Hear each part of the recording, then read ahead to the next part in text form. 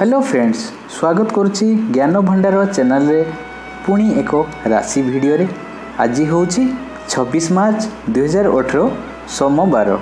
तो मेष राशि जमी जमा संक्रांतीय गुरुत्वपूर्ण कार्य संपादन होब। मानसिक चाप वृद्धि और स्वास्थ्य संकट सृष्टि होब।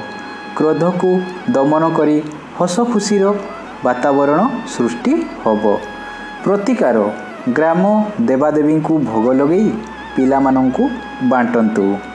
वृष राशि व्यवसाय और कर्म क्षेत्र में प्रशंसित हेबे।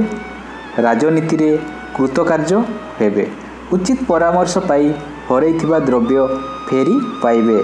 महिला माने तरबरिया भावरे कौनसी काम न करी परिस्थिति को आखि आगरे रखी काम करिले अत्यंत भल होबो। प्रतिकार चना डाली मंदिर रे दान करंतु।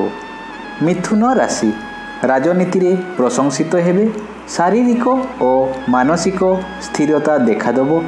कर्म क्षेत्र रे अनेक दिनर अभिलाष पूर्ण होबो। व्यवसायी माने नूतन वाणिज्यर परिकल्पना करिवे और खाद्य व्यवसायी माने प्रचुर लाभ करिपारिबे। प्रतिकार वृद्ध वृद्धा को सहायता करिवे और आशीर्वाद प्राप्त करिवे। कर्कट राशि व्यवसाय रे उधार दे फेरी पाइबा सहज होबो। पारिवारिक क्षेत्र रे साधारण चलणी अतुट रहिबो। समाज सेवा और राजनीति रे सुनाम अर्जन करिपारिबे।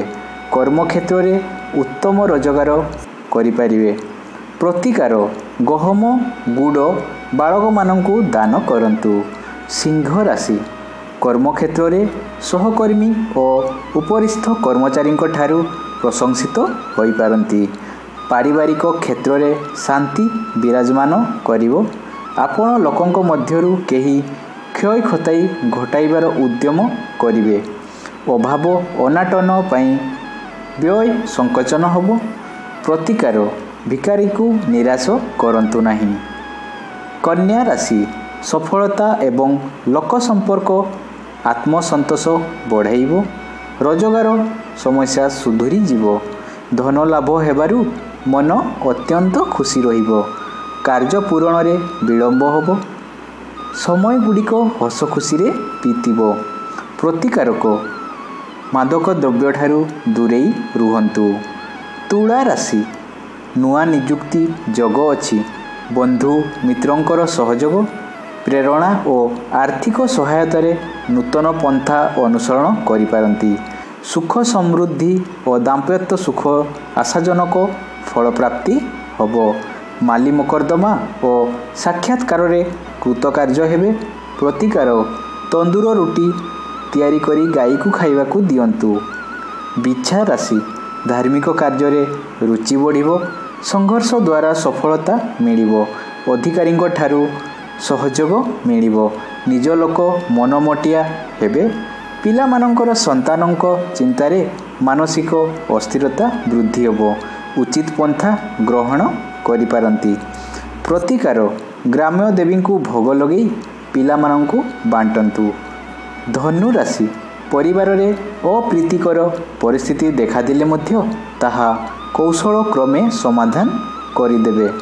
व्यय अधिक हेले बजेट वृद्धि होबो। वाद विवाद जोगे चिंतित रहिबे। आलस्य परायण वृद्धि पाइबो। प्रतिकूल परिस्थिति जोगे अधिक खर्च होबो।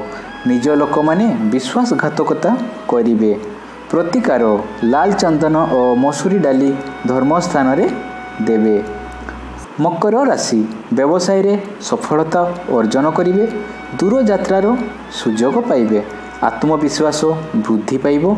कम परिश्रम रे आशाजनक फल प्राप्ति होबो।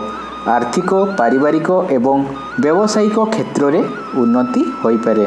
प्रतिकार हनुमान मंदिर रे बुंदी को नहीं प्रसाद करी बांटंतु। कुंभ राशि जो जिनिस पाइबा पई चिंता करथिले ताहा निश्चित भावे पाइबे। ऑफिस रे अटकी रहिथिबा काम गुड़िक सुरुखुरु रे संपन्न होई जिवो। वाणिज्य और व्यवसाय परिवहन रे आशाजनक सफलता हासिल करिवे। महिला माने ପରିବାରରେ ଆଦରଣୀୟ ହୋଇ ସୁଖ ଭୋଗ କରିବେ। ପ୍ରତିକାର ଚଣା ଡାଲି ମନ୍ଦିରରେ ଦାନ କରନ୍ତୁ। ମୀନ ରାଶି ନିଜ ଚେଷ୍ଟାରେ କାର୍ଯ୍ୟରେ ସଫଳତା ମିଳିବ ସହ ସନ୍ତାନ ସୁଖ ମିଳିବ।